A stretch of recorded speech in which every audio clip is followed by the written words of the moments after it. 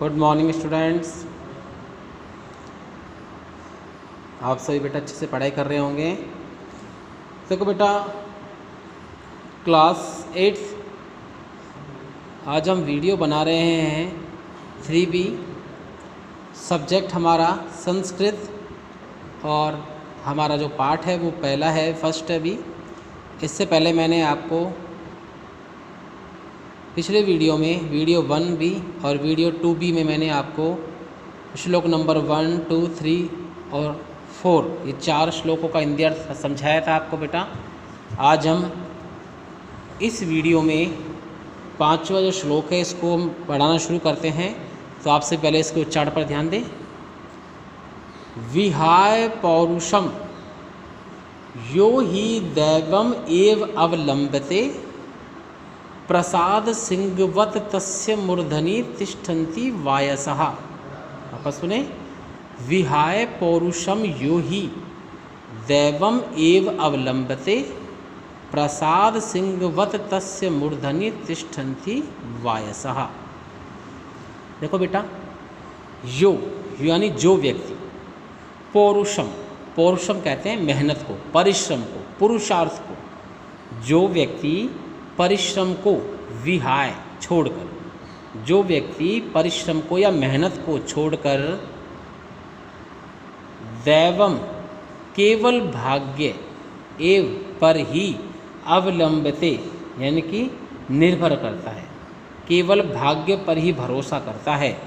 मतलब वो अपना जो मेहनत का कार्य है वो नहीं करता और केवल भाग्य के भरोसे पर ही बैठा है कि जो देना ईश्वर देगा। लेकिन बेटा, ईश्वर भी तभी देता है जब हम मेहनत करते हैं। बिना मेहनत के, बिना कर्म के कभी कोई फल नहीं मिलता है। आपको पता होगा कि भगवत गीता में भगवान श्री कृष्ण ने भी ये कहा था कि कर्म करो। मनुष्य का धर्म है कि वो हमेशा कर्म करे और कर्म करेगा तो फल अवश्य मिलेगा। जैसा कर्म वैसा फल। तो यहाँ पर कवि कह रहा है बेटा कि जो व्यक्ति मेहनत को छोड़कर केवल भाग्य पर ही निर्भर रहता है या केवल भाग्य पर ही आश्रय धारण करता है, वह जो व्यक्ति है वो प्रासाद सिंहवत, प्रासाद नहीं होता है महल, और सिंहवत यानी होता है शेर की तरह। वह महल के शेर की तरह। महल का शेर कैसा होता है? मूर्ति वाला शेर, यानी कि वो एक जगह पत्थर मूर्ति वाला शेर होता है जो एक जगह पर ही स्थिर होता है, उसकी कोई वैल्यू नहीं है। जो वैल्यू जो कीमत जो एक जिंदा शेर की होती है वो एक मूर्ति वाले शेर की कभी नहीं होती। तो जिस प्रकार महल का वह व्यक्ति महल के मूर्ति वाले शेर की तरह होता है, जिसके तस्य जिसके यानी उसके किसके शेर के, तो उसके मूर्धनि सिर पर वायसः यानी कि कोए, कोआ जिसे कहते हैं। तो वायसः बहुत सारे बहुवचन आ रहा है यहाँ, तो कोए तिष्ठन्ति बैठे रहते हैं।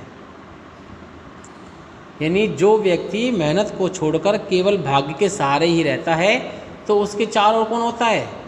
दुर्जन होते हैं, यानी उसका उपवास उड़ाने वाले। उसी प्रकार महल में स्थित जो मूर्ति वाला शेर होता है उसकी कोई कीमत नहीं होती और उसके सिर पर हमेशा कोए बैठे रहते हैं। अर्थात व्यक्ति को कभी भी भाग्य पर निर्भर नहीं रहते हुए हमेशा मेहनत करनी चाहिए, परिश्रम करना चाहिए, ताकि जैसी मेहनत वो करता है उस मेहनत के अनुसार ही उसको फल भी प्राप्त हो जाता है। तो आपको बेटा समझ में आया ये श्लोक का हिंदी अनुवाद? तो आप पर भी ये चीज़ डिपेंड करती है बेटा कि आप भी बहुत मेहनत करें। मेहनत करने पर सब कुछ मिलता है। तो यहाँ पर शब्दार्थ है। पहले आपको ये शब्दार्थ CW कॉपी में करना है,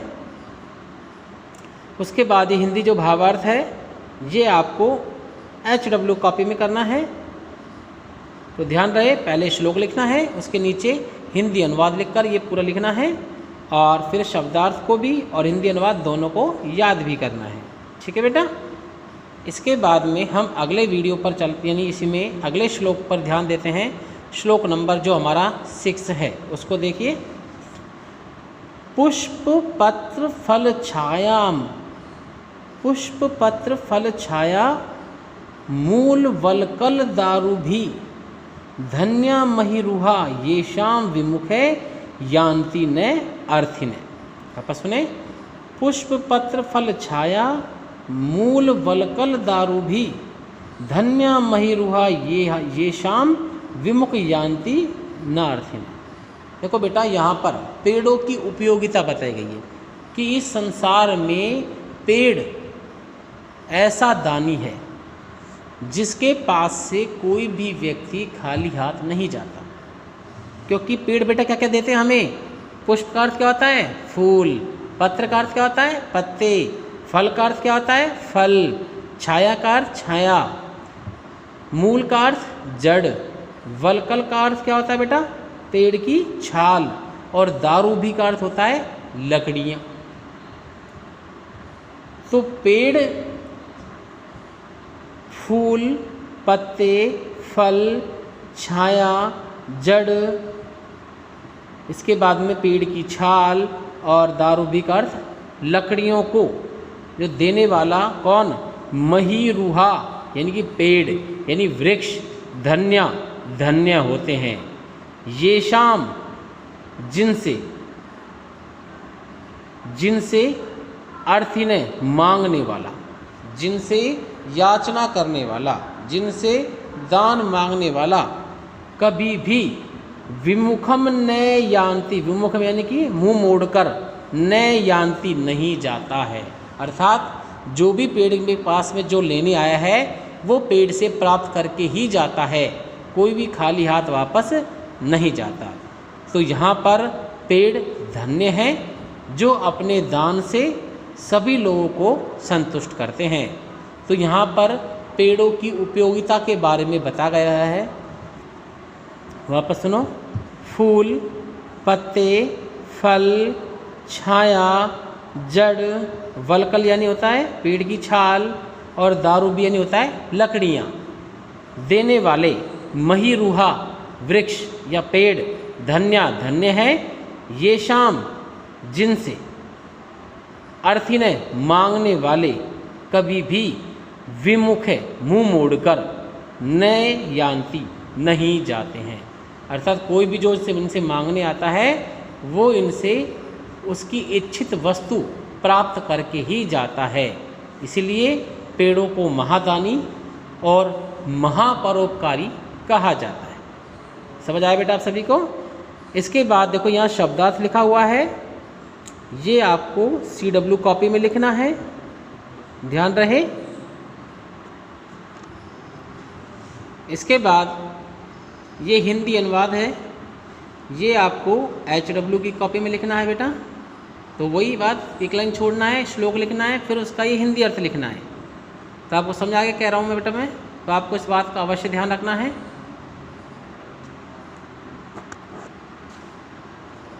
हेलो स्टूडेंट्स, अब ये इस पार्ट का लास्ट श्लोक है, तो इस पर ध्यान दें बेटा। देखो आप सभी क्या लिखा हुआ है, चिंतनीया ही विपदाम आदावेव प्रतिक्रिया न कूप खननम युक्तम प्रदीप्ते वहीना ग्रहे। वापस सुने, चिंतनीया ही विपदाम आदाव एव प्रतिक्रिया न कूप खननम युक्तम प्रदीप्ते वहीना ग्रहे। अर्थात विपदाम ही निश्चित रूप से, विपदाम संकट आने से, आदावे संकट आने से पहले ही प्रतिक्रिया उसका उपाय चिंतनीय सोच लेना चाहिए। देखो बेटा, ये जीवन हमेशा ध्यान रखो कि बाढ़ आने से पहले ही बांध बनाना जरूरी है। अगर आपने पहले से ही बांध बना रखा है और यदि बाढ़ आती है तो वो सारा पानी उस बांध में चला जाएगा और सभी व्यक्ति बच जाएंगे, उस बाढ़ के प्रकोप से बच जाएंगे। लेकिन यदि आपने बांध नहीं बनाया और बाढ़ आ चुकी है और फिर आप बांध बनाने जा रहे हो तो आप कभी भी बांध नहीं बना सकते और बाकी पूरी मानव जाति का जीवन संकट में आ सकता है। इसलिए कवि यहाँ कह रहा है कि संकट आदाव एव आने से पहले ही प्रतिक्रिया, उसका उपाय चिंतनीय सोच लेना चाहिए। जिस प्रकार ग्रहे घर में वहीना आग प्रदीप्ते लग जाने पर, घर में आग लग जाने पर कूप खननम न युक्तम। कूप खननम, कूप होता है कुआं और खनन में होता है खोदना। कुआं खोदना न युक्तम उचित नहीं होता है, यानी कुआं खोदना व्यर्थ है। यानी घर में तो आग लग चुकी है और आप उस समय कुआं खोदने लग रहे हो कि कुआं खोदेंगे और इसका पानी निकलेगा, उससे आग बुझा लेंगे। जब तक आप कुआं खोदो तब तक तो पूरा घर जलकर राख हो जाएगा। इसीलिए ये ध्यान रखना है आप कभी भी कि संकट आने से पहले ही उसका उपाय सोच लेना चाहिए कि घर में आग लग जाने के बाद या घर के जल जाने के बाद कुआं खोदना व्यर्थ होता है या उचित नहीं होता है। ठीक है बेटा, समझ में आया आपको? इसके बाद आगे क्या करना है, इसमें शब्दार्थ देख रहे हैं आपको, ये आपको CW कॉपी में लिखना है। इसके बाद इसका हिंदी अर्थ है, ये आपको HW कॉपी में लिखना है। एक लाइन छोड़नी है होमवर्क कॉपी में, फिर आपको ये श्लोक लिखना है और उसके बाद आपको ये श्लोक का हिंदी अर्थ लिखना है। तो बेटा समझ में आया होगा आपको। तो और आपको ये जो 3 श्लोक जो मैंने आज पढ़ाए हैं, इन तीनों को आपको लिखित रूप तो करना ही करना है, लिखना तो है ही। क्लास वर्क में शब्दार्थ लिखने और होमवर्क में इनका हिंदी अर्थ लिखना है श्लोक सहित, और आपको ये सभी याद भी करने हैं। तो आज के वीडियो में बेटा हम इतना ही, बाकी अगले वीडियो में हम और इसको पढ़ेंगे आगे। Okay students.